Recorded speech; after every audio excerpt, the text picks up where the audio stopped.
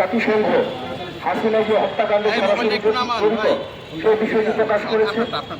আজকে আমাদের 6 মাস পরেও আমাদের এই জুলাই বিপ্লবের সৈনিককে আমাদের আওয়ামী লীগের দূষরদের হাতে আমাদের নিহত হতে হয়, সেটি হচ্ছে আমাদের গণতন্ত্রকামী এবং ফেসিবাদ বিরোধী রাজনৈতিক দলের এটি হচ্ছে আমাদের কালেকটিভ ফেইলিয়র। আমাদের ফেসিবাদ বিরোধী যে রাজনৈতিক দলগুলো রয়েছে এটি আমাদের কালেকটিভ ফেইলিয়র হিসাবে আমাদের বিবেচিত হবে।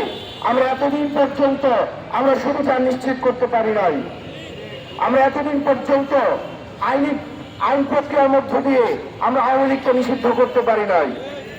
প্রিয় সহযোদ্ধা, আমরা দেখছি ইতিমধ্যে আমাদের চারিদিকে আওয়ামী অপরাধের যে বৈধতা উৎপাদনের যে ইনস্ট্রুমেন্টগুলো রয়েছে সেগুলো আবার অ্যাক্টিভেট হয়েছে। সেগুলোকে আমরা দেখছি যে কালচারাল যে অ্যাক্টিভিজম, সেই অ্যাক্টিভিজমের মধ্যে দিয়ে এই আওয়ামী দীর্ঘ 1.5 দশকের বেশি সময় ধরে যে সব অপরাধ হয়েছে সেই অপরাধের বৈধতা উৎপাদন করছে। আমরা চেষ্টা করতে চাই এই 5ই আগস্ট পরবর্তী সময়ে এই বাংলাদেশে আমরা এই ভূখণ্ডের আমরা দেখেছি আমাদের সার্বভৌমত্ব এবং স্বাধীনতা টিকিয়ে দিয়ে আওয়ামী লীগ তার ক্ষমতা টিকিয়ে রেখেছে। আমরা 5ই আগস্ট পরবর্তী সময়ে আমরা এই ভূখণ্ডের দখল আমরা বাংলাদেশিদের কাছে আমরা তুলে দিতে পেরেছি। এই 5ই আগস্ট পরবর্তী সময়ে আমাদের এই ভূখণ্ডের মধ্যে হয় আওয়ামী লীগ থাকবো, না হয় আমরা থাকবো, আমরা সাথে থাকতে পারি না।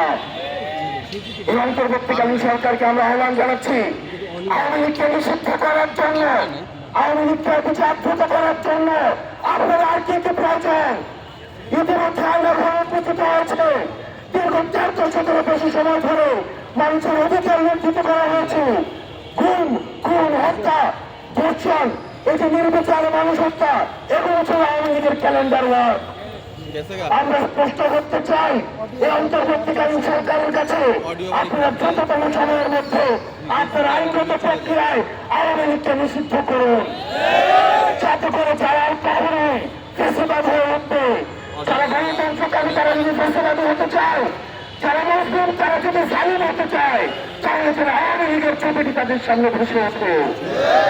আমরা আমাদের ভাই কাসেম হত্যার জন্য কাসেমকে সামনে রেখে, কাসেমের লাশ সামনে রেখে আমরা শপথ গ্রহণ করছি কাসেমের এই রক্তের দায়ভার আমাদের উপরে আমরা আওয়ামী লীগকে নিষিদ্ধ করে ছাড়বো। জিন্দাবাদ।